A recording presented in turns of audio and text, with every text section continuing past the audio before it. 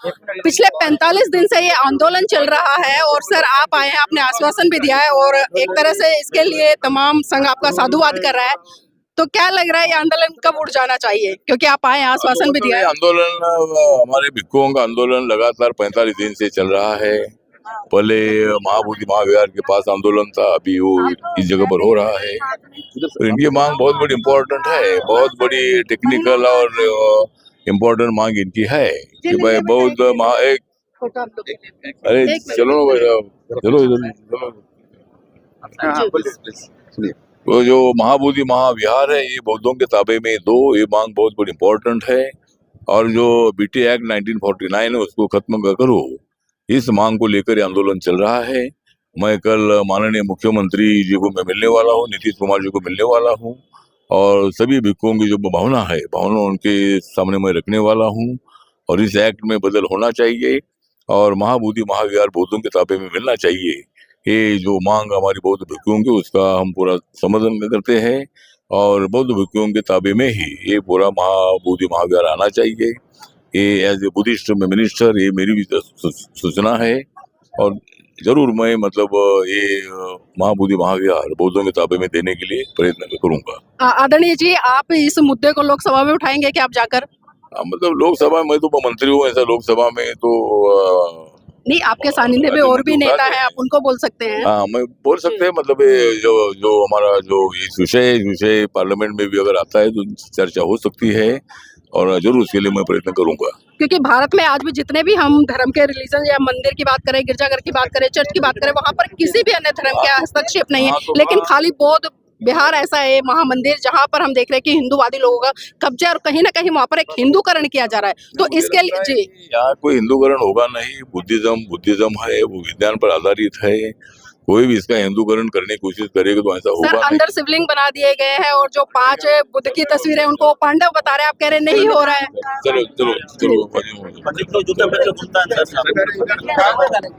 तो आप देख सकते हैं कहीं ना कहीं सत्ता पे है और सत्ता में रहते हुए भी अगर सवाल नहीं उठा सकते सरकार से तो ये बहुत बड़ा एक इन पर ही प्रश्न चिन्ह लगता है। और हम देख रहे हैं कि तमाम नेता आते हैं जाते हैं, आश्वासन देते हैं, लेकिन बुद्धिस्ट होने के नाते भी अब देखते हैं कि किस दिशा में जाएंगे।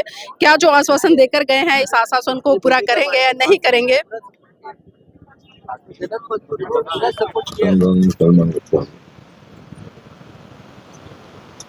जितने बहुत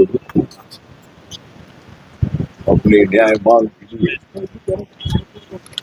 लगातार 35 साल 35 दिन से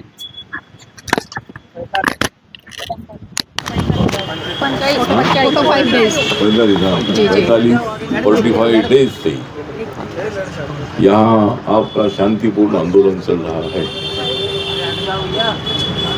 इस आंदोलन को पूरा सपोर्ट करने के लिए मैं तो भारत सरकार में जरूर मंत्री हूँ, लेकिन मंत्री होने के पहले मैं बुद्धिस्ट हूँ। मैं बाबा साहब अम्बेडकर जी का शिष्य हूँ और बाबा साहब अम्बेडकर जी ने 14 अक्टूबर 1956 को बौद्ध धर्म की दीक्षा ली थी। बाबा साहब अम्बेडकर जी को विश्व शांति चाहिए थी। बाबा साहब अम्बेडकर जी को मन शांति चाहिए थी।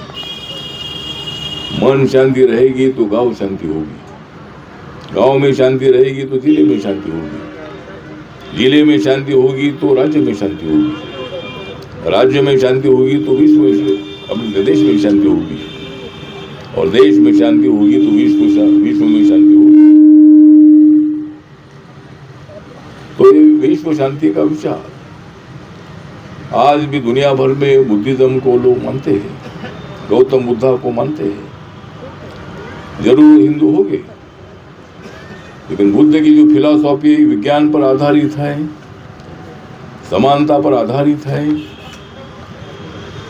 अतरीप भव का विचार देने वाली है, प्रज्ञाशील करुणा का विचार देने वाली है, बहुजन हिताय बहुजन सुखाय का डेमोक्रेटिक विचार देने वाली है। और इस देश में जो लोकतंत्र है, लोकतंत्र अगर जो भारत में बुद्धिज्म के टाइम पर आया हमें अमेरिका ने, इंग्लैंड ने डेमोक्रेसी सिखाने की जरूरत नहीं है। डेमोक्रेसी का उगम गौतम बुद्ध की फिलोसॉफी में है, बुद्धिज्म में है। और इसलिए बाबा साहब अम्बेडकर जी ने जिस समाज पर सदियों से अन्याय हो रहा था, उस समाज को न्याय देने के लिए, उस समाज को सही आज़ादी देने के लिए, उस समाज को सही सामाजिक न्याय देने के लिए बाबा साहब अम्बेडकर जी ने 14 अक्टूबर 1956 को नागपुर में दीक्षा ली थी।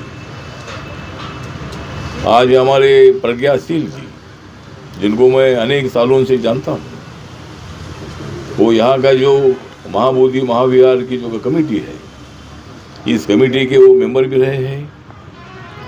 और नीलम जी, अभी जो अट्ठावले साहब यहाँ पर आए हैं और अट्ठावले साहब ने जो है 2-3 बातें कही हैं, जिसमें उन्होंने ये कहा है कि वे पहली बात तो बुद्धिस्ट हैं। अगर वे बुद्धिस्ट हैं तो तय है कि 45 दिन से ये आंदोलन उनकी नज़र में है। 45 दिन तक जो है उन्होंने इस आंदोलन की खोज खबर नहीं ली है। दूसरी बात ये है कि 45 दिन तक उन्होंने जो है ना तो बिहार सरकार से और ना ही नरेंद्र मोदी प्रधानमंत्री भारत सरकार, उनसे कोई बात इस बारे में की है। अभी आने के बाद जो है यहाँ पर लोगों को ये आश्वासन देकर गए हैं कि वे जो है सरकार में प्रधानमंत्री मोदी से बात करेंगे और बिहार में नीतीश कुमार जी से बात करेंगे। लेकिन उन्होंने कभी भी ये बात नहीं कही है कि अगर मेरी बात रखे जाने के बाद भी और अगर प्रधानमंत्री मोदी या नीतीश कुमार जी ने कोई सार्थक कदम इस दिशा में नहीं उठाया तो वे इस्तीफा देकर इस आंदोलन में के बैठेंगे। इसलिए ये जो शगुफा सा जो छोड़कर गए हैं, गलती इनकी नहीं है, गलती उन लोगों की है जो इन लोगों को नेता बनाते हैं, इन लोगों के पीछे चलने का काम करते हैं। अगर यहाँ पर ये भारत सरकार में अपनी बात रखने के बाद और ये तय करने के बाद कि मेरी बात नहीं मानी गई है और अपने मंत्री पद से इस्तीफा देकर आते और कहते कि मैं यहाँ बैठूंगा, तब हमें लगता है कि हाँ, ये हमारे अपने आदमी हैं, ये बुद्धिस्ट हैं। सवालों से बचकर भाग गए। हाँ, सवालों से बचकर भागेंगे। दूसरी बात एक और ये है कि उन्होंने यहाँ पर जो महाबोधि टेम्पल में हमारे सांसद महोदय रामदास अठावले जी हमारे बीच में हैं। इन्होंने हमारी मांग का समर्थन किया, हमारी क्या इनकी भी मांग है, लेकिन फिर भी मैं भिक्खु संघ की ओर से बताना चाहता हूँ, आपका समर्थन हमारे लिए वैल्यूबल है, लेकिन उससे ज्यादा हम चाहते हैं कि लोकसभा में इस आवाज को बुलंद करें। हम चाहते हैं कि बिहार सरकार को कह करके, मुख्यमंत्री को कह करके, जो उनके हाथ में इसका सॉल्यूशन, जल्दी जल्दी इसका समाधान करें, क्योंकि हम किसी के अधिकार नहीं मांग रहे, हम किसी का अधिकार छीन नहीं रहे। हम बौद्धों का जो एकमात्र पवित्र स्थल है, सम्राट अशोक ने 84,000 बनाए, जो ज्ञान की स्थली है, पूरी दुनिया का शीश यहाँ झुकता है, ये भारत का गौरव है। अगर पूरी दुनिया आकर के भारत में शीश झुकाती है तो महाबोधि महाविहार है। भारत के लिए, पूरी दुनिया के लिए, बौद्धों के लिए ये बहुत फख्र की बात है। अगर आपके प्रयासों से ये महाबोधि महाविहार के ऊपर जो बीटी एक्ट 1949 निरस्त हो जाता है और इसका प्रबंधन भारतीय बौद्धों को मिल जाता है, तो मैं समझता हूँ इस आंदोलन में आपकी भूमिका को इतिहास याद रखेगा। आपकी सक्रिय भागीदारी को साधुवाद ज्ञापित करेंगे।